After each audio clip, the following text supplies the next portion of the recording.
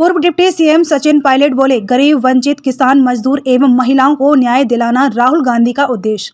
देश के बिगड़ रहे हालात, भारत जोड़ो न्याय यात्रा का देश भर में पड़ रहा व्यापक असर, यात्रा से इंडिया एयरलाइंस को मिल रहा बल। भाजपा पर बोला जुबानी हमला, बोले 147 सांसदों को निलंबित कर चोर दरवाजे से बिलों को किया पारित। महंगाई और बेरोजगारी में मोदी सरकार को बताया विफल। राहुल गांधी जी का जैसे आप जानते हैं कि राजस्थान में आगमन हो गया था, लेकिन यात्रा को कुछ दिन रोका था क्योंकि वो अपने कार्यक्रम के लिए बाहर गए थे। आज वो धौलपुर होते हुए मध्य प्रदेश में जाएंगे और यात्रा लगातार आगे चल रही है। इसके बाद राजस्थान दोबारा आना होगा 7 तारीख को, फिर महाराष्ट्र गुजरात करने के बाद मुंबई में समापन है। यात्रा का उद्देश्य राहुल जी का पहले भी आप जानते हैं कि लोगों से जुड़ना है, जिनको न्याय नहीं मिला उनको न्याय दिलाना है। जो वंचित वर्ग है, महिला है, किसान है, नौजवान है, जिन लोगों की बात को सुना नहीं जाता, उनकी आवाज़ को ताकत देने का काम राहुल जी कर रहे हैं। और राजस्थान में जैसे कि आप जानते हैं कि जब पिछली बार राहुल जी ने यात्रा की थी, बहुत भारी व्यापक असर पड़ा था उसका। आज भी देश में जो हालात बने हैं, मैं समझता हूँ उसमें ना सिर्फ कांग्रेस पार्टी लेकिन हमारा जो इंडिया अलायंस है उसको भी बहुत बल मिल रहा है। लगातार हमारे अलग अलग दलों के साथ सीट शेयरिंग के समझौते हो रहे हैं। समाजवादी पार्टी और आम आदमी पार्टी के साथ हो चुका है और बहुत जल्द बिहार, महाराष्ट्र में भी हम लोग अपनी सीटों का अनाउंस करेंगे। राहुल जी की कोशिश है कि 10 साल की जो सरकार है दिल्ली में, उससे सवाल पूछें कि वो सरकार है जिसने 147 सांसदों को एक साथ निलंबित करने के बाद चोर दरवाजे से बिलों को पास के पार्लियामेंट के अंदर। संवाद करते नहीं है, जवाब देते नहीं है, महंगाई बेरोजगारी पर ध्यान देने को तैयार नहीं है। मुझे लग रहा है कि देश में बदलाव होगा।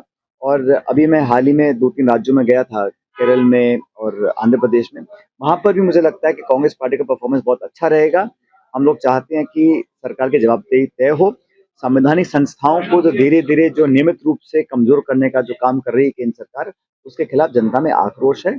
और मैं समझता हूँ आज जो किसानों के साथ, विशेष रूप से नौजवानों के साथ अनदेखी हो रही है, उसका जवाब जनता देगी वोटों के माध्यम से। सर, टिकटों का वितरण कब तक होगा? बहुत जल्द, मेरे ख्याल अगले 2-3 दिनों के अंदर हमारी मीटिंग दोबारा होंगी। और जो सीईसी है कांग्रेस पार्टी में, सेंट्रल इलेक्शन जो कमेटी है, वही अंतिम निर्णय करती है कि किस व्यक्ति को कहाँ से लोकसभा का टिकट देना है।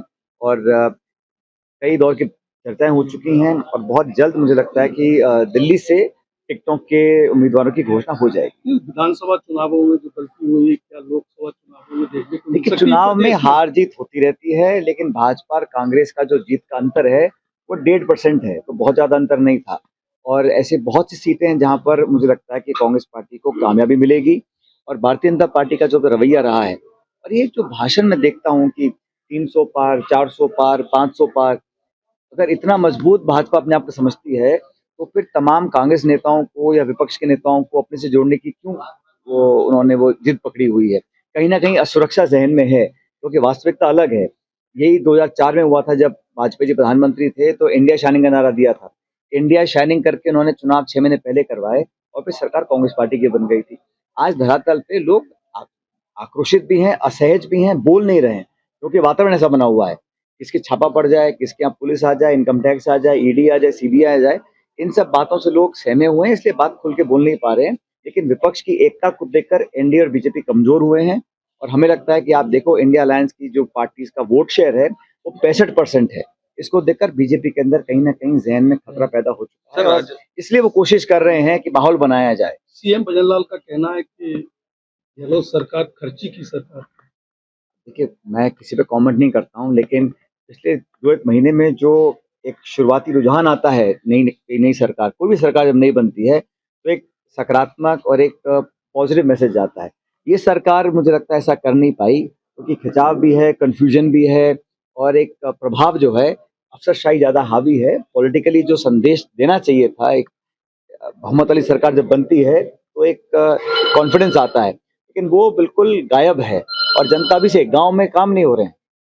गांव में जो विकास के काम सब ठप कर दिए, जांचें हो रही हैं, सब समीक्षा हो रही है, निरीक्षण हो रहा है, लेकिन काम नहीं हो रहा। घोषणाएं हो रही हैं, अब पानी को लेकर राजनीति की जा रही है, अलग अलग समझौते कर रहे हैं, लेकिन राजस्थान के हितों की रक्षा कौन करेगा? चुनी हुई सरकार को करना चाहिए, स्पष्टता से बताना चाहिए, पारदर्शी तरीके से बताएं कितना पानी मिल रहा है, कितना मिलेगा। अब सिर्फ धन्यवाद हो रहा है, प्रचार हो रहा है और प्रोपेगेंडा हो रहा है, लेकिन पब्लिक सारी बातों को देखती है।